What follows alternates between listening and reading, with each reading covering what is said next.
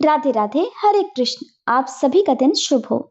आज दिनांक है 6 जनवरी, दिन है मंगलवार और आज है माघ मास के कृष्ण पक्ष की चतुर्थी तिथि यानी कि सकट चौथ। और आप सभी को भी सकट चौथ की बहुत बहुत शुभकामनाएं। आज चतुर्थी तिथि सुबह 8:02 से अगले दिन सुबह 6:52 तक रहेगी और ब्रह्म मुहूर्त सुबह 5:37 से 6:25 तक रहेगा।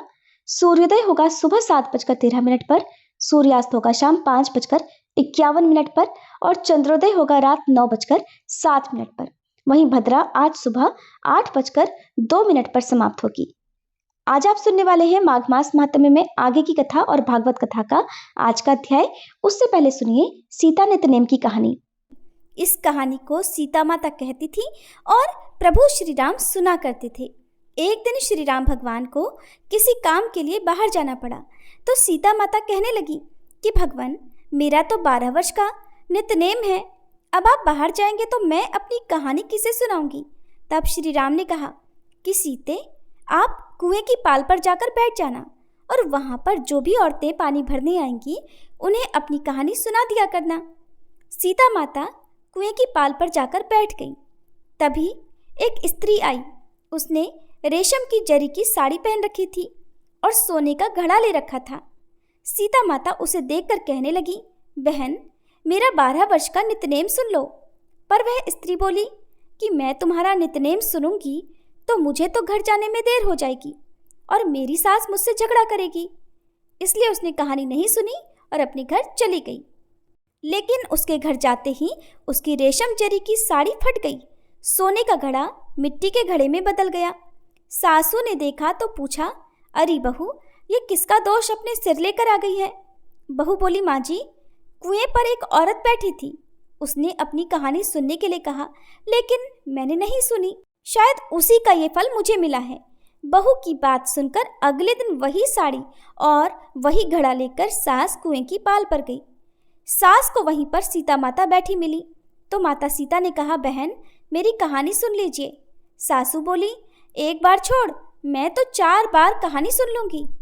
तब सीता माता बोली, राम आए लक्ष्मण आए, देश के पुजारी आए, नित नेम का नेम लाए, आओ राम बैठो राम, तपी रसोई जीमो राम, माखन मिश्री खाओ राम, दूध पताशा पियो राम, सूत के पल का मोठो राम, शाल दुशाला पोठो राम, शाल दुशाला ओढ़ो राम।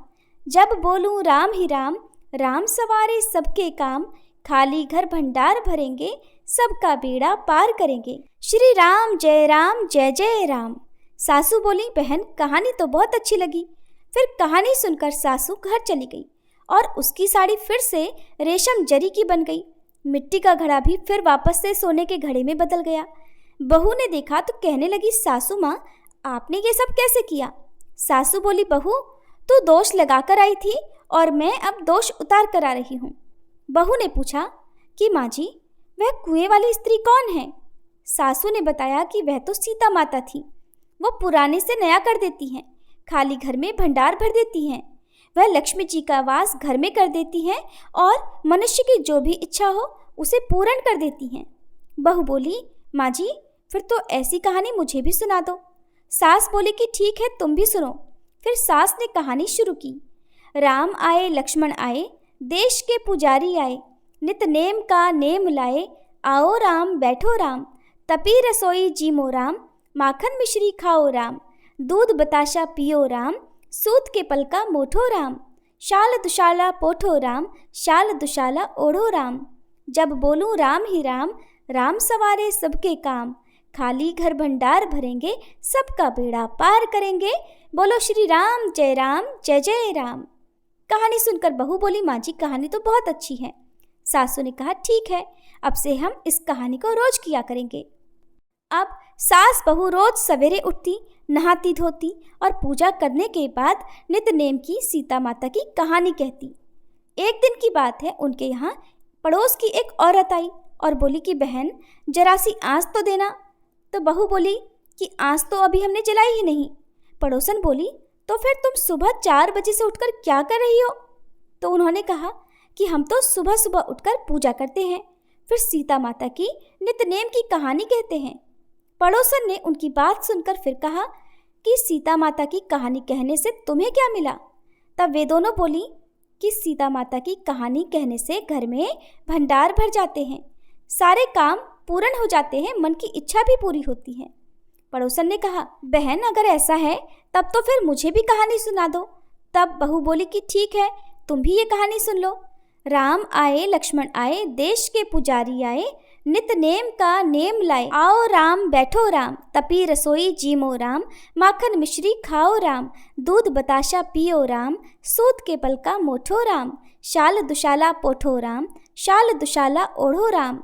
जब बोलू राम ही राम, राम सवारे सबके काम, खाली घर भंडार भरेंगे, सबका बेड़ा पार करेंगे, श्री राम जय जय राम। पड़ोसन ने इस कहानी को सुना तो कहने लगी, बहन कहानी तो बहुत अच्छी लगी। अब वह पड़ोसन भी नितनेम सीता माता की कहानी कहने लगी। कहानी कहने से सीता माता ने पड़ोसन के भी धन के भंडार भर दिए। देखते ही देखते अब तो पूरे मोहल्ले में नितनेम की कथा चल पड़ी और हर किसी की मनोकामना पूर्ण होने लगी। हे सीता माता, जैसे आपने उन सभी के भंडार भरे वैसे ही हमारे भी भरना। कहानी कहने वाले, सुनने वाले और हुंकार भरने वाले सबके भरना। सभी प्रेम से बोलिए, सीता मैया की जय। माघ मास महात्म्य तीसरा अध्याय। तब राजा दिलीप कहने लगे कि महाराज, ये पर्वत कितना ऊंचा और कितना लंबा चौड़ा है। तब वशिष्ठ जी कहने लगे कि 36 योजन अर्थात 1 योजन 4 कोस का होता है। ऊंचा, ऊपर चोटी में 10 योजन चौड़ा और नीचे 16 योजन चौड़ा है, जो हरी, चंदन, आम, मदार, देवदार और अर्जुन के वृक्षों से सुशोभित है। दुर्भिक्ष से दुखी होकर इस पर्वत को और फल फूलों से परिपूर्ण देखकर भृगु ऋषि वहीं रहने लगे और यहाँ पर कंदराओं, वनों और उपवनों में बहुत दिनों तक तप करते रहे। इस प्रकार जब भृगु ऋषि वहां पर अपने आश्रम पर रह रहे थे तो एक विद्याधर अपनी पत्नी सहित वहां पर उतरा। वे अत्यंत दुखी थे।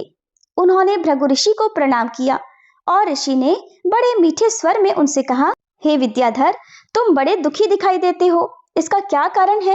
तब विद्याधर कहने लगा कि महाराज, पुण्य के फल को पाकर, स्वर्ग पाकर तथा देवतुल्य शरीर पाकर भी मेरा मुख व्याघ्र जैसा है। मेरे दुख और अशांति का यही कारण है। न जाने किस पाप का फल है।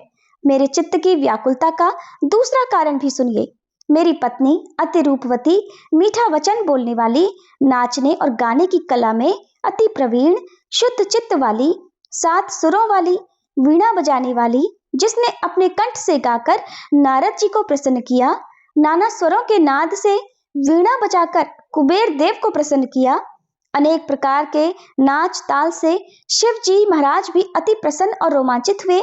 शील, उदारता, रूप तथा यौवन में स्वर्ग की कोई भी अप्सरा इस जैसी नहीं है। कहाँ ऐसी चंद्रमुखी स्त्री और कहाँ मैं व्याघ्र मुख वाला, यही चिंता सदैव मेरे हृदय को जलाती है।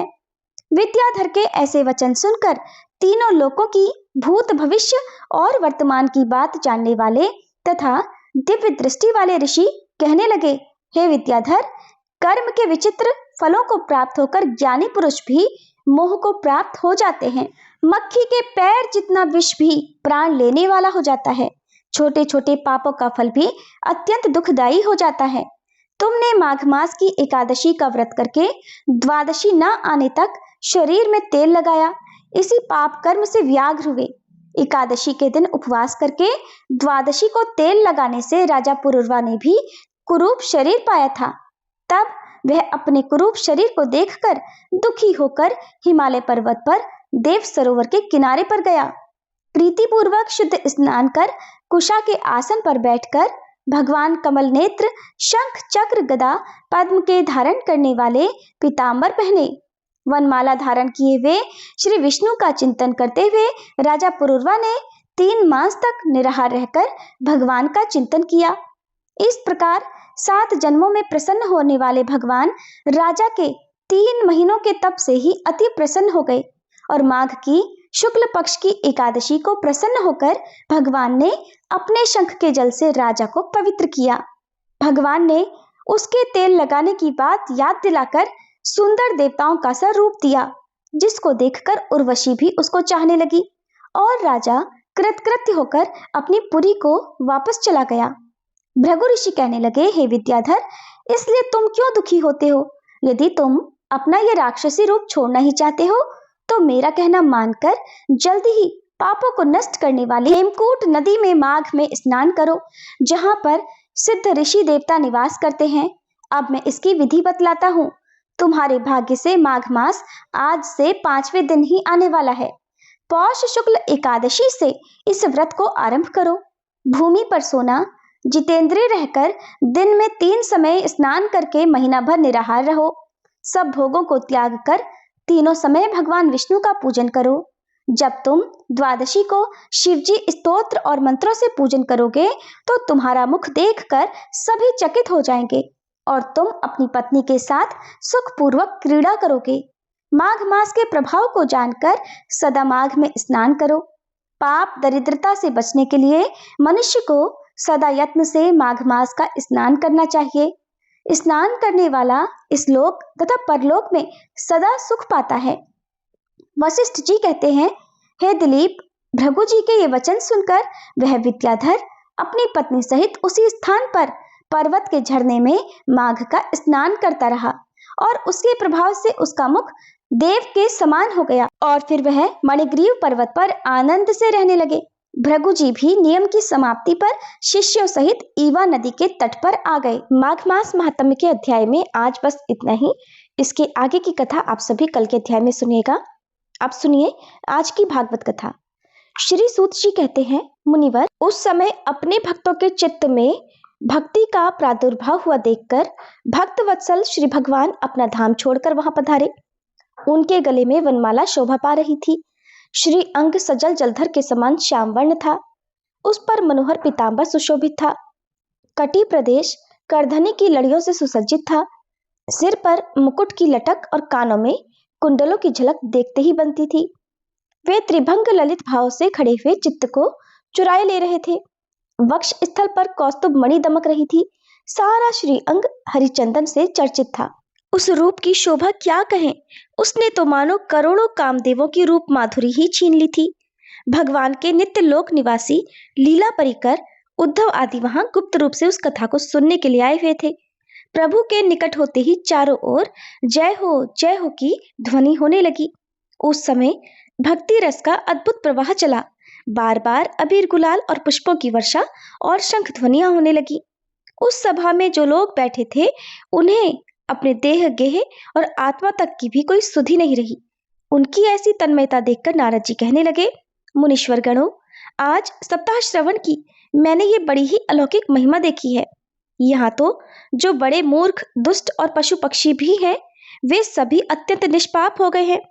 अतः इसमें संदेह नहीं कि कलिकाल में चित्त की शुद्धि के लिए इस भागवत कथा के समान मर्त्यलोक में पाप पुंज का नाश करने वाला कोई दूसरा पवित्र साधन नहीं है।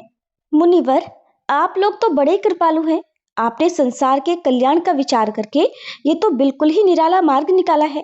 अब आप कृपया ये भी बताइए कि इस कथारूप सप्ताह यज्ञ के द्वारा संसार में कौन कौन लोग पवित्र हो जाते हैं। तब सनकादि ने कहा, जो लोग सदा तरह तरह के पाप किया करते हैं, निरंतर दुराचार में ही तत्पर रहते हैं और उल्टे मार्गों से चलते हैं, तथा जो क्रोधाग्नि से जलते रहने वाले कुटिल और काम परायण हैं, वे सभी इस कलयुग में सप्ताह यज्ञ से पवित्र हो जाते हैं।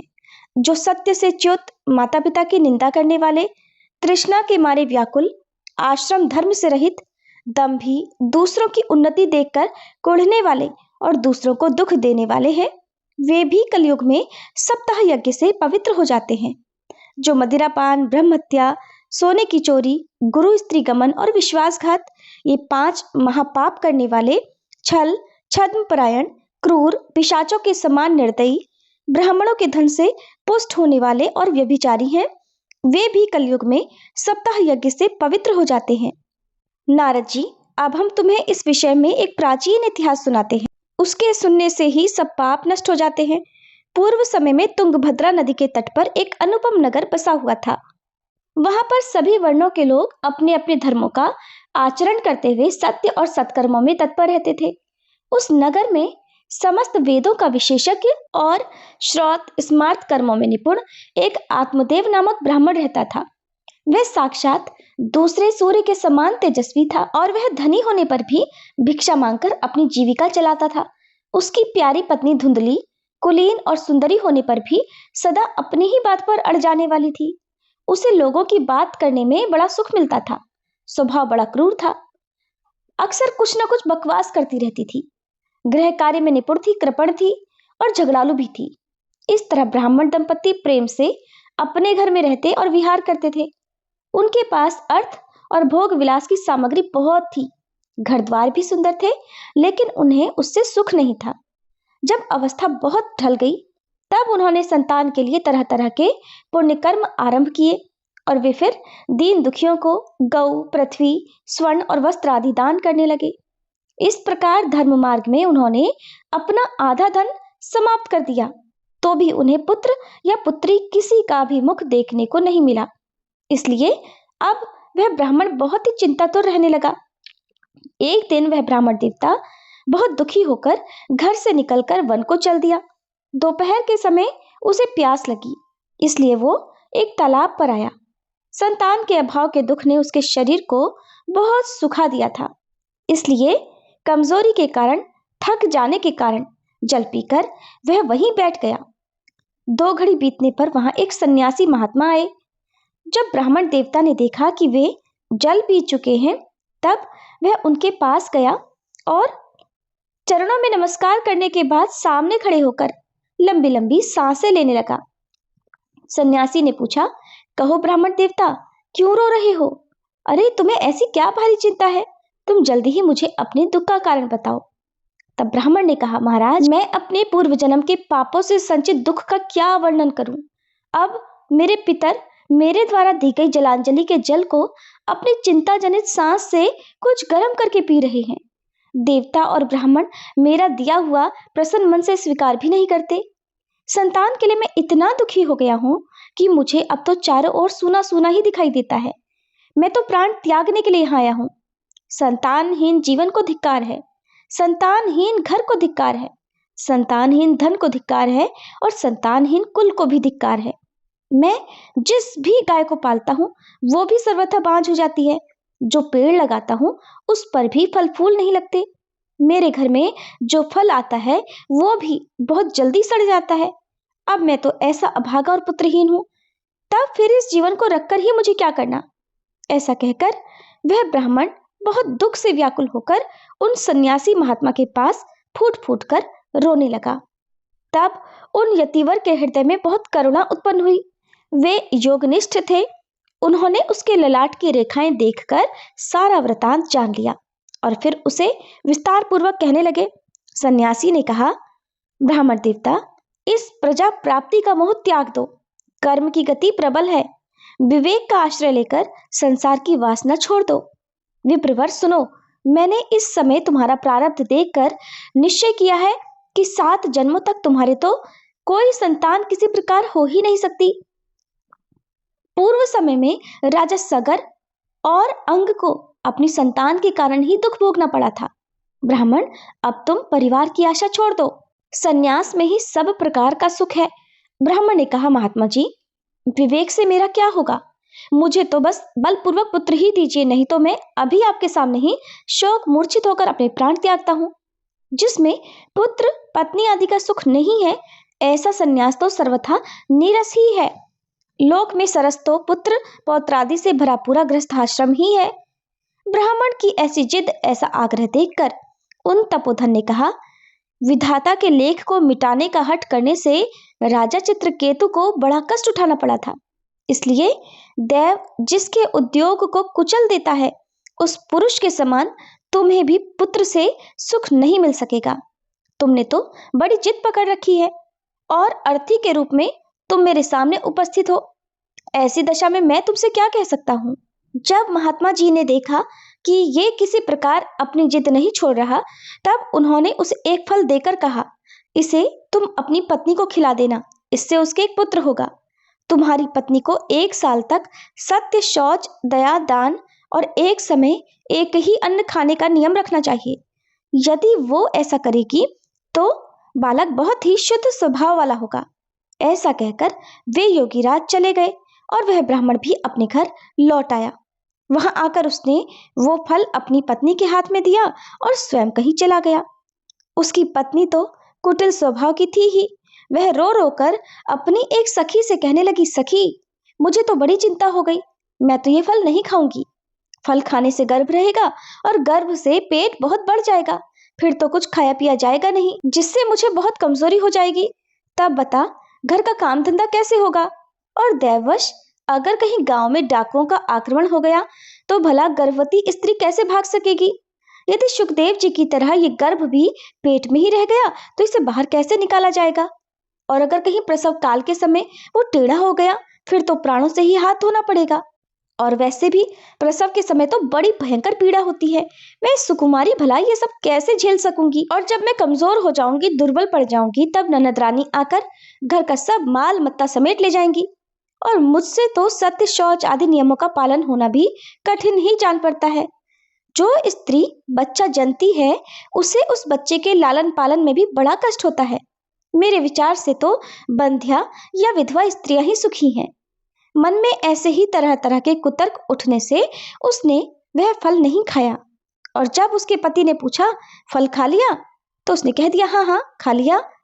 एक दिन उसकी बहन अपने आप ही उसके घर आई। तब उसने अपनी बहन को सारा वृतांत सुनाकर कहा कि मेरे मन में इसकी बड़ी चिंता है और मैं इस दुख के कारण दिनों दिन दुबली हो रही हूँ। बहन, मैं क्या करूं? तब बहन ने कहा, मेरे पेट में बच्चा है, प्रसव होने पर वो बालक मैं तुझे दे दूंगी। तब तक तू गर्भवती की तरह नाटक कर और घर में गुप्त रूप से सुख से रह। तू मेरे पति को कुछ धन दे देगी तो वे तुझे अपना बालक सौंप देंगे। हम ऐसा उपाय निकालेंगी कि जिसमें सब लोग यही कहें कि इसका बालक तो 6 महीने का होकर मर गया और मैं नित्य प्रति तेरे घर आकर उस बालक का लालन पोषण करती रहूंगी। तू इस समय इसकी जांच करने के लिए ये फल किसी गाय को खिला दे। ब्राह्मणी ने स्त्री स्वभाववश जो जो उसकी बहन ने सिखाया था वैसे वैसे ही किया। इसके बाद समय आने पर जब उस स्त्री के पुत्र हुआ तब उसके पिता ने चुपचाप लाकर उसे धुंधली को दे दिया और उसने आत्मदेव को सूचना दे दी कि मेरे सुखपूर्वक बालक हो गया है। इस तरह आत्मदेव के पुत्र हुआ सुनकर सब लोगों को बड़ी खुशी हुई।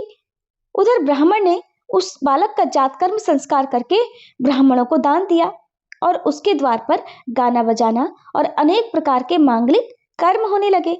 धुंधली ने अपने पति से कहा कि मेरे स्तनों में तो दूध ही नहीं है, फिर गऊ आदि किसी अन्य जीव के दूध से मैं इस बालक का पालन भला किस प्रकार करूंगी? मेरी बहन के भी तो अभी अभी बालक हुआ था लेकिन वो मर गया है, उसे ही बुलाकर अपने यहाँ रख लें तो वो आपके इस बच्चे का पालन पोषण कर लेगी। तब पुत्र की रक्षा के लिए आत्मदेव ब्राह्मण ने वैसा ही किया तथा माता धुंधली ने उस बालक का नाम धुंधकारी रखा। हरे कृष्ण। आज के अध्याय में बस इतना ही। इसके आगे की कथा आप सभी कल के अध्याय में सुनिएगा।